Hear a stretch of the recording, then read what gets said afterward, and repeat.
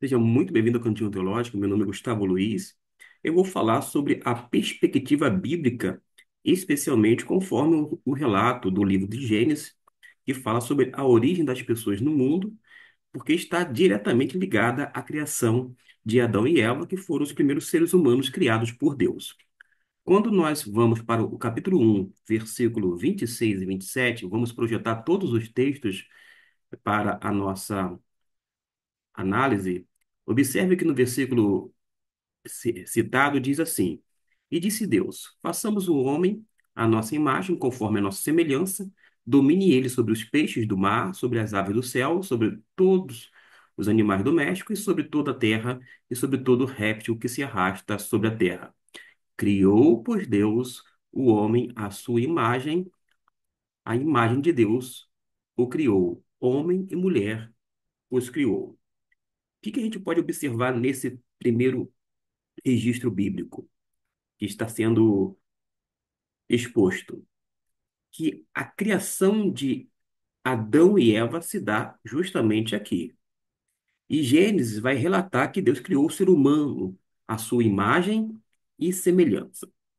Quando a gente vai para o capítulo seguinte, de número 2, vamos observar que vai detalhar que Adão foi criado do pó da terra e que Eva foi formada a partir de uma costela de Adão para ser sua companheira.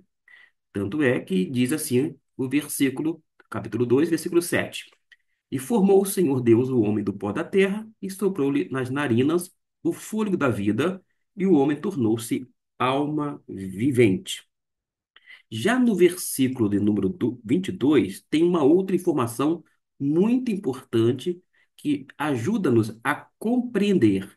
E da costela que o Senhor Deus lhe tomara, formou a mulher e a trouxe ao homem. Isto é o que a Bíblia diz. Primeiro vimos a criação de Adão e Eva. Vamos agora para textos que falam sobre filhos de Adão e Eva. Vamos para o capítulo de número 5, versículo de número 4. Atente para o que diz a palavra de Deus. E foram os dias de Adão, depois que gerou a Sete, 800 anos, e gerou filhos e filhas.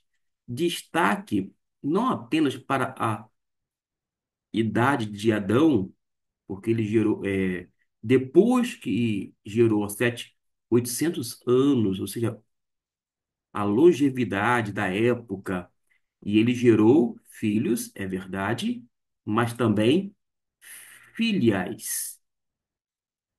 Se a gente observar, nós temos, no total, todos os dias que Adão viveu foram 930 anos e morreu. Adão e Eva tiveram filhos e filhas, entre eles Caim, Abel, Sete, mas neste versículo de número 4 mostra que ele teve filhos e filhas. Embora apenas alguns nomes sejam mencionados, o texto indica que o casal teve muitos filhos, o que explica, dentro da narrativa bíblica, como a humanidade se multiplicou. E o que a gente pode observar? Primeiro, que houve uma multiplicação da humanidade. Com o tempo, os filhos e descendentes de Adão e Eva se casaram entre si, entre irmãos e primos no início, e assim a população foi crescendo.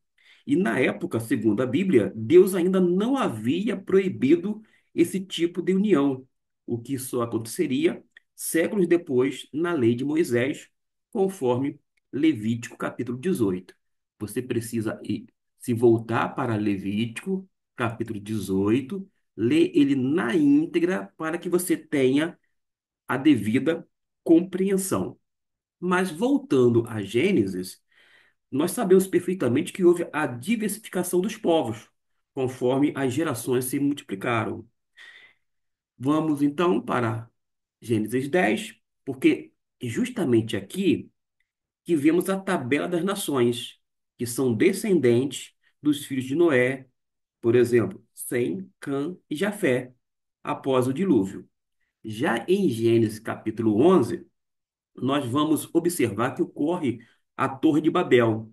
quando Deus confunde as línguas da humanidade, espalhando os povos pela terra e dando origem às diferentes nações e culturas. Resumindo, biblicamente, as pessoas do mundo surgiram assim. Deus criou Adão e Eva, eles tiveram filhos e filhas, seus descendentes se multiplicaram ao longo das gerações, e com o tempo, os povos se espalharam e diversificaram, especialmente após o episódio da Torre de Babel.